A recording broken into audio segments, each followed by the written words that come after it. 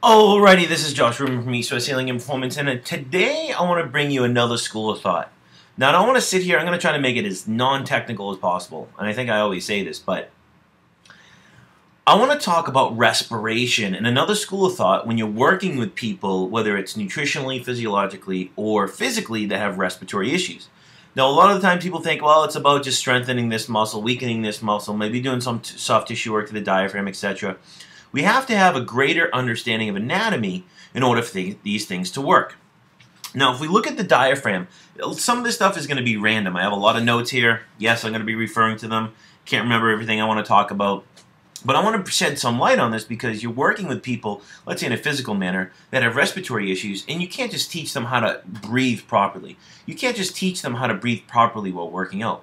Because if there's a structural issue or a neurological issue, or a soft tissue or fascial issue, these are the very things that are actually restricting the diaphragm, or the structures that are actually restricting the diaphragm. So we have to think about anatomy and understand this more in a complex way to help our clients. So if you think about it, the diaphragm is one of the major muscles of respiration. And typically, well, not typically, but in everyone, the aorta, esophagus, and inferior vena cava actually pierce the diaphragm. So when you think about respiratory issues, you have to think about these three structures.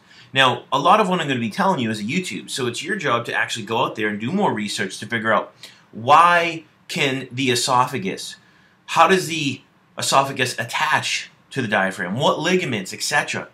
What structures above, let's say structures in the mediastinum, the constrictors, etc., pulling the esophagus up, which actually can lead to possible hiatal hernia, sliding hiatal hernia like I've talked about, which can actually kind of put tension on the diaphragm and not allow the diaphragm to actually go down the dome when we inhale. So there's a lot of things that you need to research, but you have to think about these structures when you're working with people with respiratory issues. Now, typically upon contraction with inspiration, the central tendon is actually pushed down, and there's an increase in the vertical diameter of the thorax with inspiration. Inspiration increases the vertical diameters by lowering the central tendon. It increases the transverse diameter by elevating the lower ribs. And all your ribs do pump handle and bucket handle movements. Typically the upper ribs, 1 through 6, are more of a pump arm movement, kind of like a pump arm. And the lower ribs have more of a bucket handle movement, a bucket handle like this. And it increases the AP diameter by elevating the upper ribs with help from the sternum. And that's more of your pump arm movement. Now you have many muscles of inspiration and expiration. A lot of this is taken from Kapanji. Great work when it comes to biomechanics. Inspiration, your muscles are your external intercostoals and levator costae. Your accessory muscles are your sternocleidomastoid, SCOM, the middle and posterior scalenes, and they act only from the cervical spine, which must be kept rigid for all these muscles to actually work. And this is why you see people have forward head posture, increased cervical lordosis, etc. when they have respiratory issues. And the question is it actually the respiratory issue leading to the cervical problems, or the cervical problems causing respiratory issues? And it's your job through assessment to figure that out with your client. So I'm just kind of giving you these things because these are things to work about and to think about. People with chronic SCMs. Now, my view of the human body is a little different now. I believe that a lot of the muscles, like the levator scapula, psoas, SCM, the muscles that are always tight, they're kind of the trash bags, trash dumpsters of the body.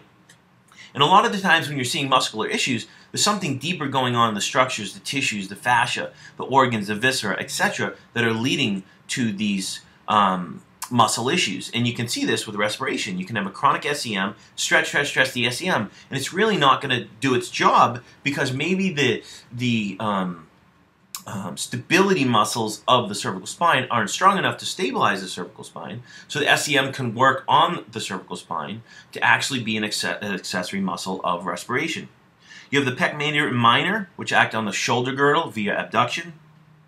You have the lower fibers of the serratus anterior and the lats, the serratus posterior inferior, and the ilocostalis cervicus, which is inserted into the last 5 cervical transverse processes arising from the upper 6 ribs. So those are the accessory muscles of inspiration. Of course, you have the major muscle of inspiration and expiration, which is the diaphragm. I'm just giving you, some of the others before I go a little deeper into the viscera and organs. You have muscles of expiration, your primary, the internal intercostals, of course the diaphragm as well. purely passive due to recoil. So it's more of a passive movement. Your accessory muscles are your abdominal muscles, like your rectus abdominis, external oblique, internal oblique, as they depress the thoracic outlet. And you have the ilocostalis, thorax, longissimus, serratus, posterior, inferior, and the QL. So once again, you have to think about all these things when they're actually hypertonic. What is leading to this? Is it false respiration? And what is actually affecting the respiratory system that's leading to these trash dumpsters to actually be tight? Stretch, stretch, stretch doesn't usually do the trick. Inhibit it, activate it, soft tissue the muscle. The body is more than just a meat suit, and you have to look at it from a deeper level. You have to look at the nerves, you have to look at the arteries, you have to look at the fascia, you have to look at the fluids of all these things, you have to look at the bones, you have to look at the ligaments, you have to look at the organs, the viscera, etc. in order to get a deeper understanding of what's causing the respiratory issue that's leading to the tight QL, the tight SC arm, etc. Now when it comes to respiration, I'm giving you a general lesson here. There's a lot more to it. You have to think about certain bones and joints and things like that. Of course, you have to think of the sternum. It plays a role in respiration. The axis, the mechanical axis, is rib 5. Typically, the sternum moves anterior and superior. The manubrium actually moves superior, and the xiphoid actually moves anterior with the sternum. You have the clavicle, and this is actually all mechanical. I'm giving you mechanical movements. The clavicles, they roll posterior with the ribs. So the clavicles will roll posterior out with mechanical inspiration. And the ribs, of course, we have to think about with inspiration and expiration from a mechanical perspective, not just muscular, as well as ligamentous. As I mentioned, you have a pump arm movement or pump handle movement, which is mostly the upper 6 ribs. They elevate anteriorly and depress posteriorly with inspiration and reverse on expiration. And then you have the bucket handle movements, which is usually the lower 6 ribs. And they elevate the front and back with inspiration and depress with expiration. Now, I'm not saying the upper ribs don't do a bucket handle. The percentage, you start at rib 12, it's more bucket handle, 100%. As you go up at each rib, it decreases by 10%. So by the time you get to the first or second rib, it only does about the first rib 0% is purely pump handle movement. The second rib is like 10% bucket handle, 90% pump arm. And in the reverse, going down from pump handle all the way down to the lower ribs. So the upper ribs are more pump arm, right? And as I mentioned, they elevate anteriorly and depress posteriorly through assessing. You can find this out on inspiration. And then you have the bucket handle, which is the lower 6 ribs. And typically you get elevation front and back. You have to think about the sternocostal joints. They move inferiorly and superiorly and back. That's more bucket handle. So the sternocostal is where bucket handle movements typically occur. And then you have the costachondral joints. They move in external rotation and anterior. And in the back, they actually move up with pump handle. So you have to think about these joints, but also think about the ligaments around these joints. And you can't ignore, the costa vertebral. Sorry, I'm drawing a blank here. The articulations of the ribs with the transverse process and the vertebrae in the back along the thoracic spine with the segment above and below. So there's a lot to think about when we're looking at inspiration and expiration. And I'm giving you more the local view of this, muscles, bones, joints, etc. Now we have to think about it from a more regional and global perspective because people do have respiratory issues. And we can sit there and work on breathing, we can work on nutrition, we can do meditation, we can work on the sternum, the costachondral, sternocostal, their articulation with the thoracic vertebrae, the ligaments, the fascia, etc. But we have to start thinking about other structures more regionally and globally that can actually affect respiration. So here are some things to think about. Now I'm just going to give you things to think about, and you can do the research. We breathe approximately 20 to maybe 24,000 times a day. Now, if there's any tissue that is inhibiting any of these muscles of respiration, the joints, etc., hanging off them, we're going to have faulty respiration. So some say we'll breathe double that every day. So instead of breathing or respiring 20 to 24,000 times a day, we're actually going to do it double, 40,000 times a day. So certain structures to think about when it comes to respiration, of course, is the esophagus.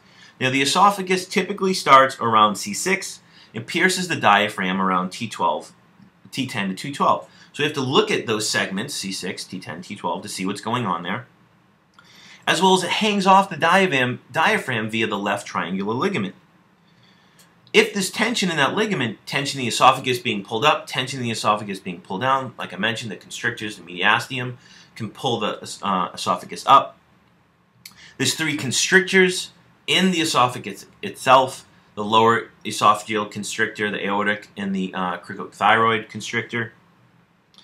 Typically, tension in the esophagus, whether it's pulled up, whether there's tension in the left triangular ligament hanging off the diaphragm, which can pull on the diaphragm, affecting inspiration and expiration. We can see issues in these constrictors, which can cause difficulty in swallowing, food getting stuck in our stomach, fluid retention in the lungs, and especially heartburn.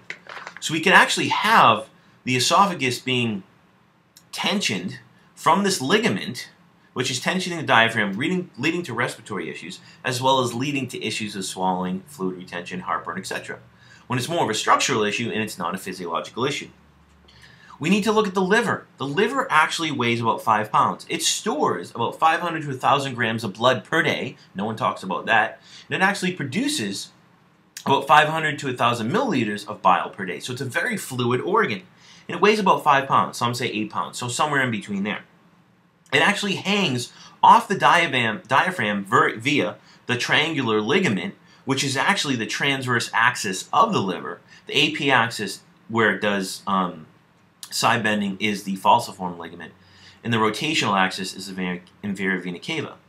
So you have the left triangular ligament, which is the ligament that kind of goes from the liver per se to the diaphragm. It can actually hang off. It hangs off the diaphragm via this ligament. So if we can think about whether it's osteopathically, whether it's Western medicine, you have fatty liver disease, fluid retention, whatever. The liver gets heavy, it weighs more, it gets pulled down, puts tension on the left triangle ligament, tension on the esophagus, tension on the diaphragm, and now respiratory issues actually occur. We have difficulty with inspiration and expiration. What do? We can work on expiration, inspiration, all these muscles, etc., but they're more the secondary issue. The real issue is what's going on with the liver, what's going on with this ligament, what's going on externally that's affecting the liver, what are the neighbors to the liver, like the stomach, the diaphragm, etc., that could be affecting the liver? What feeds the liver through the portal vein, stomach, spleen, etc., that could be overburdening the liver? So there's all these things to think about, not only physiologically and nutritionally, but also physically. We have to think about the small intestine, especially the duodenum, which is the first part of the small intestine, especially the DJ angle, or some people call it D4, in relation to the liver in the transverse process. I'm sorry, in relation to the left transverse process of L2. Now, what actually attaches there? The diaphragm and the right crus to D4. So you have 2 different crus. You have the right crus and the left crus. The right crus is actually a little bit lower. So the right crus is actually not only in relation to the QL and the psoas, but it's in relation to the GJ angle, or D4. So any issues with the small intestine, especially D4, any issues with flow, mobility, peristalsis through this issue can affect absorption, of course, but as well pull on the diaphragm because its relation to the left TvP of L2 and the right crus. So we have to think about this. You have to think about relations with everything when you're working on the body. So any type of issue with the small intestine, whether it's Western medicine thinking or osteopathically, can easily put tension on the diaphragm via the crus because its relation to the GJ angle and the left TvP of L2. Another thing we have to think about is the stomach. We have to think about the gastrophrenic ligament. The gastrophrenic ligament is actually the AP axis, if I remember correctly. Yeah, the AP axis of the stomach. The vertical axis is the esophagus, which it rotates around. So if the AP axis, the side bending axis, which is the gastrophrenic ligament, the gastrophrenic ligament goes from the fundus to the diaphragm. So anyone that has a stomach that's being pulled up, whether it's from the lesser omentum, the constrictors, the diaphragm, the esophagus pulling it up, it could be from issues with ptosis, the stomach hanging down, whether it's from excess weight, food sitting in the stomach, ligament laxity, or the greater omentum pulling the stomach down and not allowing it to go up. And this will actually cause decreased emptying of the stomach. So any type of issue with the stomach, whether it's high or low, will actually put tension on the gastrophrenic ligament, which attaches from the fundus of the stomach, which is more the greater curvature, to the diaphragm, which will put issues or tension of the diaphragm affecting respiration. Another thing we have to think about is the large intestine through the right and left frontocholic ligaments. Typically, the frontocholic ligaments we could think about more with the hepatic flexure and the splenic flexure. Okay, they basically attach to the flexures of the large intestine, and if you think about the name frontocholic ligaments, they go from the colic flexures to the diaphragm. Now, anytime these flexures are pulled down from ptosis of the stomach, from decreased peristalsis, from tension in the greater omentum, the flexures will actually close down, which can lead to constipation. But at the same time, we'll put tension on the diaphragm, causing issues with respiration. Now, of course, there's many of the structures we could talk about. We could talk about the renal fascia from the kidneys that attach to the diaphragm, affecting respiration. There's many other structures we can think about. My goal here is to give you some insight into the local issues that could lead to respiratory issues that you can actually research, as well as the more regionally and global issues in the body, viscerally, that can affect respiration. Because if you're working with people with respiratory issues, you can't just focus on muscles. It's not going to work. You can't just focus on meditation. Unfortunately, it's not going to work. There's other structures that you need to think about. And if you think about it, ptosis of the stomach, hanging down the stomach, pulling on the ligament, pulling on the diaphragm, of course we're going to have respiratory issues. Hopefully this YouTube has brought you some greater understanding of respiration and has shed some light onto how to think about the body in a greater sense, so you can help your clients in a more locally but also regionally and global way of thought. I'm out of here.